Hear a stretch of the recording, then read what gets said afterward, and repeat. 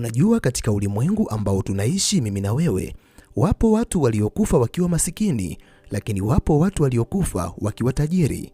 Naweza kusema hata mimi na wewe ambao bado tunaendelea kuishi katika uso wa dunia, wapo watu watakaokufa wakiwa masikini, lakini wapo watu watakaokufa wakiwa matajiri.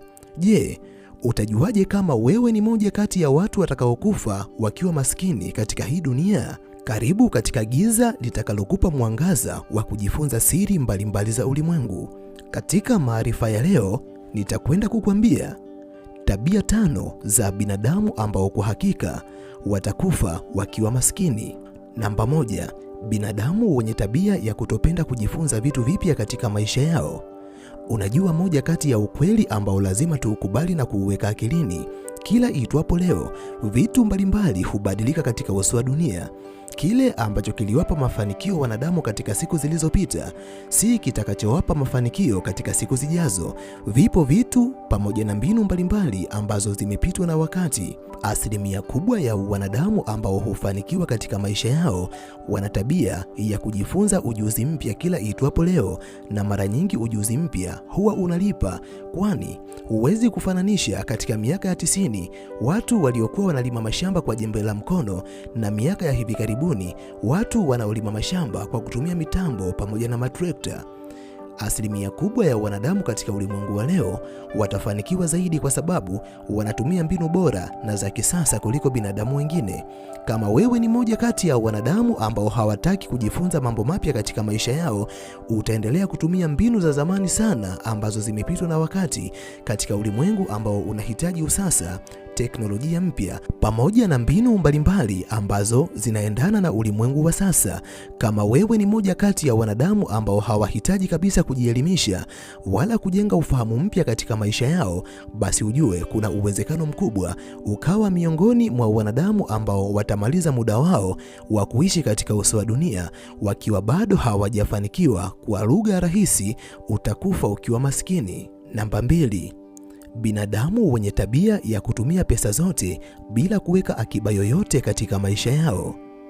Miongoni mwa sababu ambazo hupelekea asilimia kubwa ya wanadamu washindwe kufanikiwa katika maisha yao ni matumizi makubwa kushinda uwezo wa vipato walivyokuwa navyo katika maisha yao.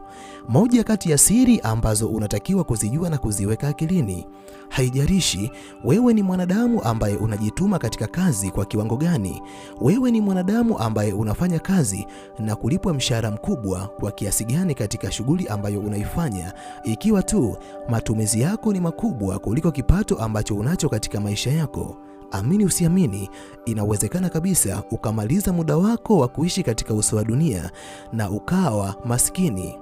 Watu wengi hubaki maskini kwa sababu ya matumizi yasiyokuwa na mipango.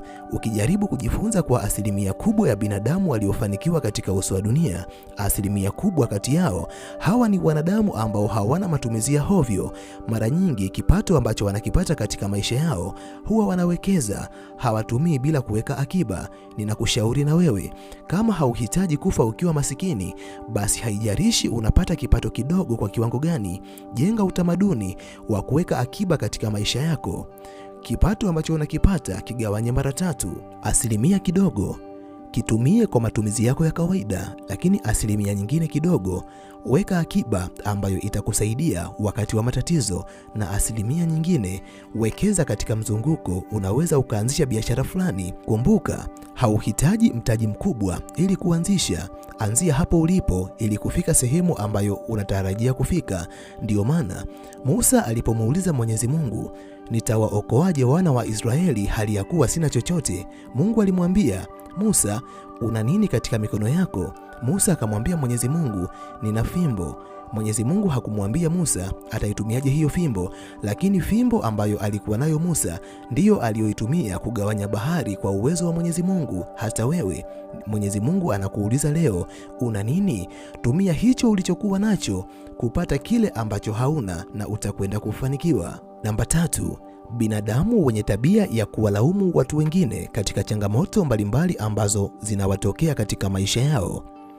Moja kati ya tabia ambayo ukiwa nayo ujue wewe ni moja kati ya binadamu ambao watakufa wakiwa maskini ni ule utamaduni wa kila tatizo ambalo linatokea katika maisha yako, Badala ya kuchukua hatua, wewe unaanza kuwalaumu watu wengine. Ngoja nikwambie kitu kimoja ambacho huenda hakuna mwanadamu ambaye anaweza kukwambia katika ulimwengu ambao tunaishi mimi na wewe.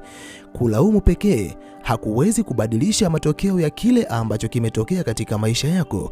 Kama unapitia changamoto, ni vema ukachukua hatua. Kama utaendelea kuwalaumu watu wengine na kuwapa majukumu ambayo kiuhalisia yalitakiwa kuwa majukumu yako, hautaweza kubadilisha maisha yako, na usipobadilika, ninakuhakikishia siku yako ya kuondoka duniani itakapofika, basi utakufa ukiwa masikini. Namba 4, binadamu wenye tabia ya kuogopa kujaribu katika maisha yao. Unajua, hofu ni moja kati ya vizuizi vya mafanikio ya asilimia kubwa ya wanadamu, kwani hofu ya kushindwa huwafanya binadamu wengi wasianzishe biashara. Watu wengi huwa wanajiuliza, vipi kama nikishindwa kufanikiwa? Ina maana nitapoteza mtaji wote ambao nimewekeza. Asilimia kubwa ya wanadamu hata kuanzisha mambo mapya, ikiwa ni pamoja na kazi mpya au miradi mipya katika maisha yao, kwa sababu ya hofu zao, huwa wanajikuta wakiendelea kuishi maisha ya kimaskini katika maisha yao, jambo ambalo unatakiwa kujifunza kutoka kwa binadamu waliofanikiwa. Asilimia kubwa ya binadamu waliofanikiwa huwa hawaogopi kuthubutu katika maisha yao, kwa sababu uthubutu ni siri mojawapo ambayo itakupa mafanikio ambayo unayatamani katika maisha yako. Kama ni mwoga wa kuthubutu, ina maana utaratibu ambao unauishi leo utaendelea kuishi nao siku zote za maisha yako. Na fikiria ni kitu gani ambacho kitakwenda kutokea katika maisha yako. Utakwenda kuwa miongoni mwa binadamu ambao hawawezi kufanikiwa. Kwa lugha rahisi, utakufa ukiwa masikini. Namba 5, binadamu wenye tabia ya kuwa karibu na watu wasiopenda mafanikio ya watu wengine. Moja kati ya mambo ambayo unatakiwa kuyajua na kuyaweka akilini, ndege wanaofanana huruka katika anga moja. Aina ya watu ambao unaambatana nao katika safari yako ya maisha ndio watakaopelekea ufanikiwe ama ushindwe kufanikiwa, kwani mazingira yana athari kubwa katika matokeo ya maisha yako. Asilimia kubwa ya binadamu waliofanikiwa walizungukwa na watu sahihi ambao waliwasaidia kufanikiwa, lakini asilimia kubwa ya binadamu ambao hawajafanikiwa, tafiti mbalimbali zimekuwa zikionyesha, waliishi na watu ambao waliwakatisha tamaa. Ni watu ambao waliwaaminisha kuwa hawawezi kufanikisha vile ambavyo wanatamani kuvifanikisha katika maisha yao, na mwisho wa siku wakaamini kweli wao walizaliwa ili wawe maskini. Kama nawe ni moja kati ya binadamu wanaoishi karibu na watu wasiopenda maendeleo, sahau kuhusu mafanikio. Huenda ukamaliza muda wako wa kuishi katika uso wa dunia ukiwa bado haujafanikiwa. Kama umevutiwa na video hii, basi subscribe ili uendelee kujifunza mambo mbalimbali kupitia chaneli yetu ya Simulizi za Bongo.